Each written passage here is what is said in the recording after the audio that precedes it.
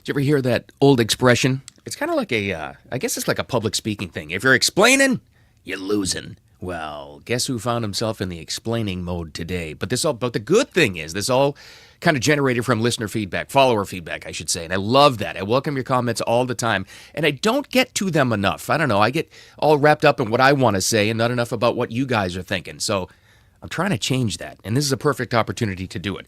So yesterday, you might recall, here I was in the entire thing. I think, in fact, I entitled yesterday's podcast, People Want to Talk. So open up the conversation, right?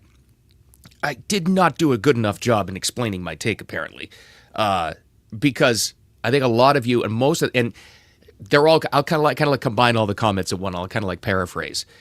Most of the comments revolved around this. Hey, you said last week that it's over. You can't talk to the crazies that are celebrating the horrific tragedies of last week and what happened to Charlie Kirk, and you're right. You're exactly right about that. What I should have explained better, what I meant to say was, open up the conversation with normal people, other people like you, and not really me, but people like you who want to talk about this stuff, because everybody wants to talk now and speak out against this political violence stuff. So I'm not talking about unifying with the crazies, people who celebrated this kind of stuff. But speaking of, that led to another. There was only one comment on this, and this one came from actually the Facebook platform. Somebody reached out to me, and this was a direct message. And again, I won't give away a name or anything. I won't do that to you. But she said she has a coworker who went online and in the workplace is still celebrating the shooting. And you know it's a massive story now when it even has a title, The Shooting. And everybody knows what you're talking about. The story is that big. Some comments on that I would like to give you as well. So, with all that said, thanks for finding me again with the Wicked Radio live stream and podcast from a very shaky cruise ship internet connection. But I think we got it figured out now, at least a little bit. Way less late on the live stream than yesterday. So, I think I was only like 3 minutes late this time. It was 15 yesterday. In my world, I call that progress. I don't know about you, but okay. So, somewhere off the coast of Portland, Maine, right about now, on a cruise ship. I'll show you the water, but the sun is like blasting. Anyway, enough of that stuff. Let's get right to it. Just to clarify, yesterday, I was talking about reaching out and communicating with. I'm not one of those people. In fact, I wrote a long post on X last week about this, the very day when it happened to Charlie Kirk, the very day about it. The talk is over. The talk is over with the people who want to celebrate this stuff and who advocate violence. People still out there who are celebrating that kind of thing. No, I'm done with that. That's not what I was talking about yesterday and did not explain it well enough at all. I'm talking about other people like you who are aware of stuff, but you want to know about, talk to other people about what's happening. You don't have to try to change anybody's opinion, but that's all good stuff. Not the crazies out there, because I'll stand by this one. I don't think there is any unity with those people. In fact, funny enough, our Vice President, J.D. Vance, co-hosted, I think it was the main chair in the Charlie Kirk podcast yesterday, and he pretty much said the same thing.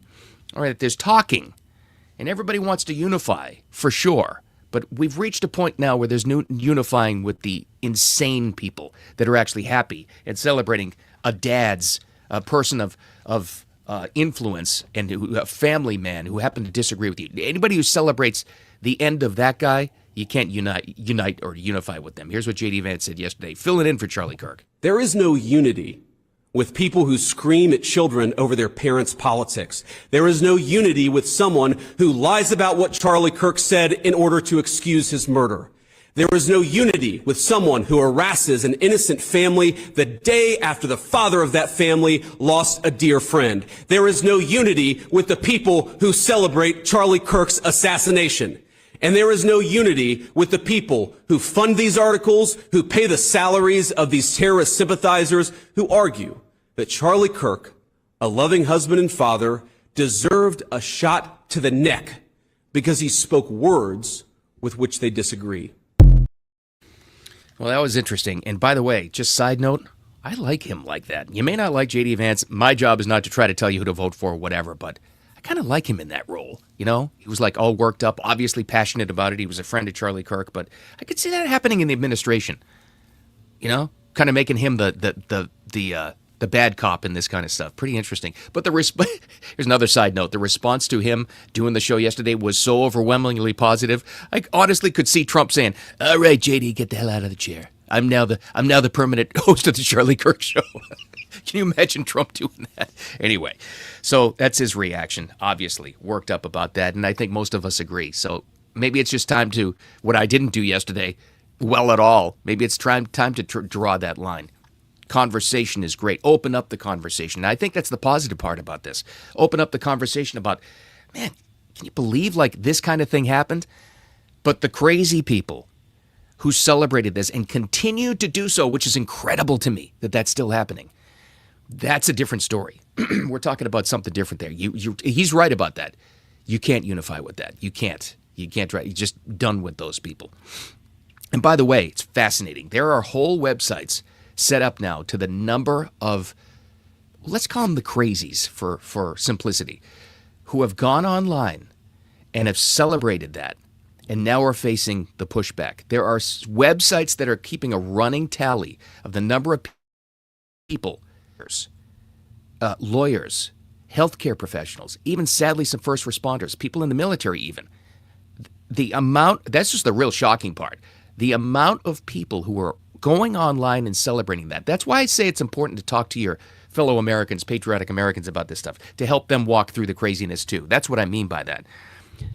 But as I predicted last week, and I'm not good with predictions, as you know, but I thought there would be thousands of those people fired now, and it even surpassed what I thought there was. Like it's into the many thousands of people who've got fired for saying horrific things. Now, the aftermath of that is amazing, because you've got those same people now making like follow-up videos if they didn't scrub their social media, or crying to their former employees saying, I thought I had free speech. Well, now they like free speech. Oh, that's interesting. But here's what you and I and most patriotic Americans understand about free speech. We've always understood it yeah, you have a right to say that. Of course you do. But it always comes with consequences. We've always understood that. And yeah, you have a right to free speech. Your employer has a right to get rid of you if you're a lunatic in the organization, and they didn't know it until you started celebrating somebody's murder. Because to me it's a safety crisis. You think I'm going to have somebody in my organization that was doing some kind of stupid TikTok dance and celebrating, saying horrific things, celebrating the murder of somebody you disagreed with politically? Because just personal opinion and my personal take, I'm getting rid of somebody like that too. They're not going to be in my organization. So that's just my take. They really, truly don't. They're horrified that they're getting pushback on this. This is another post that got some reaction that I put on X over the weekend, actually.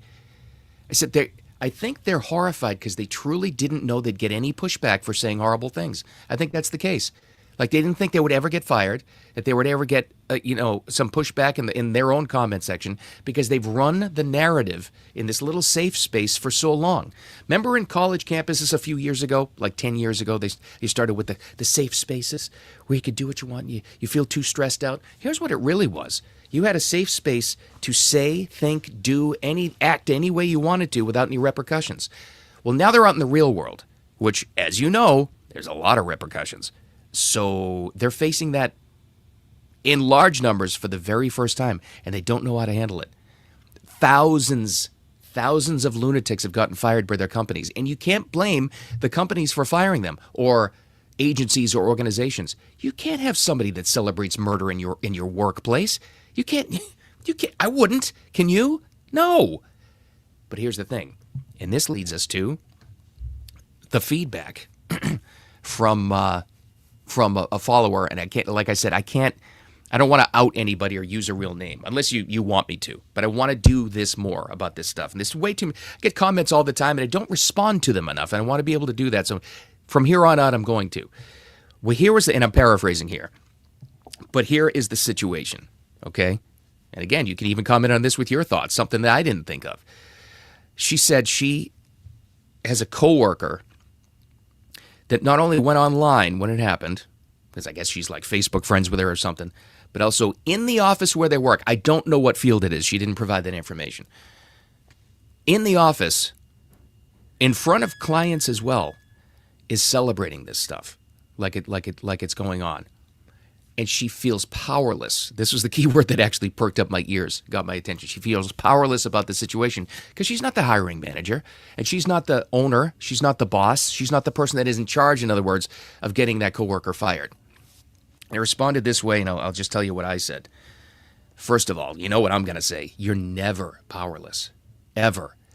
In fact, now, because like we were talking about last week, everything's changed. This narrative that we were just talking about has completely flipped.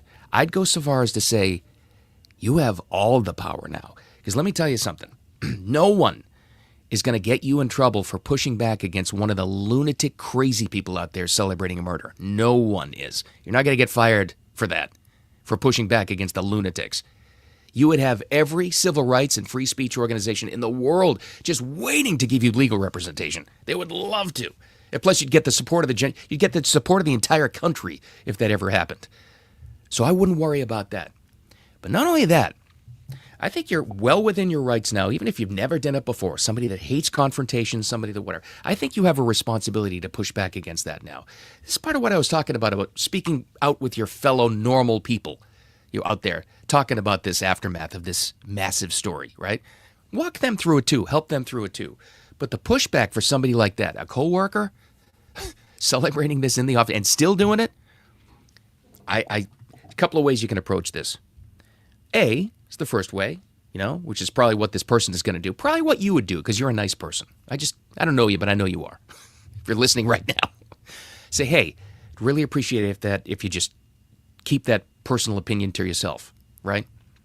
In fact, we have clients, we have customers, whatever your situation is here, and they don't need to hear that. I think you have a responsibility to say that now. And like I said, you've got all the support in the world now to say that, even if you were afraid before. That's your first option. Here's your second option. You could always say, and this is what I would do, but you're a nicer person than I am. You can always say, if you want to, hey, asshole, how about not celebrating a murder here in the office? Why don't you keep that personal opinion to yourself? Now, you're probably not going to take that option. And I don't want to tell you which option to take, but you have many ways you could say that. Personally, I'm a little different than you. I get a little worked up. I would take the second option. That's me. That's not you. But the takeaway is, the bottom line is, you have every right in the world now, and you have all the power to speak up and push back against this. Just look what's happening. Look what's happening now with these companies. I'm telling you, it's true. I mean, there is a certified website with a tally of official firings for people or of companies that are getting rid of these lunatics who celebrated a murder. Think of how sick that is. And now they're freaking out. Here's MSNBC yesterday. They bring on one of their economic experts. They're freaking out because people are actually getting fired over this. And they think it's some kind of a political pushback. Of course, they don't see it in the real world. They see it as politics somehow. And he likens it, listen to this guy. I don't know his name. I don't care. He likens it to, well, how different this is after the pushback after January 6th.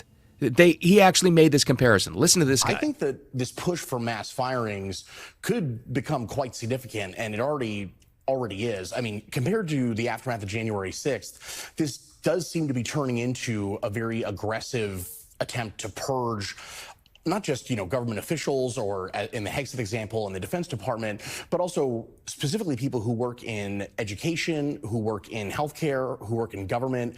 Those are the fields that a lot of these right-wing figures have.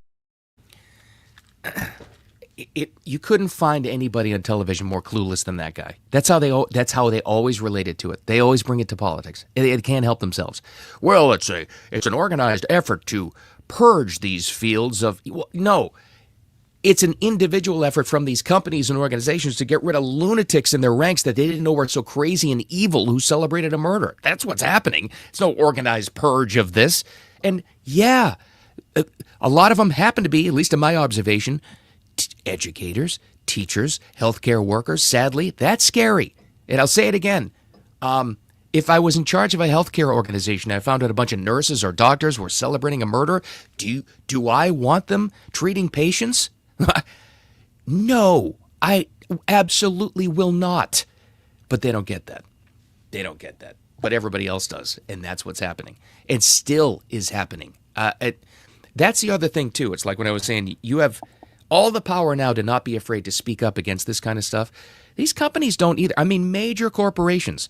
You saw the Office Depot thing. You've seen major other organizations, even smaller companies, small businesses not afraid to do this because everybody is standing up against this now. And if there's any good takeaway, that's what it is. This is the age and a dawn of common sense, not with the lunatics. And you got them on both sides. You got extremists on both sides. I'm talking about everybody else, the 90% in the middle. It's a dawning of common sense with this. So I'll leave it with that. First of all, thanks for your feedback. I love it. I want to get to that more. I promise I won't ignore your comments. I just get all worked up on what I want to say. But I want to hear more about what you say. So any of these platforms, just reach out to me. Put it in the comment section. But I'll leave you with that, especially for that very nice lady that reached out to me, that follower. I think she was on a Facebook platform. If you got somebody like that in your life, especially a coworker that you think you're just stuck with it and you can't do anything about it because you're not in a hiring or firing position, no, you have all the power now to push back against people like that. Don't fall into a trap of, whatever craziness they want to do, but push back on what you want to say because you do have the power these days. You never have to put up with that. Just do it nicer than I would. That's all. That's my only suggestion because I get a little worked up at times.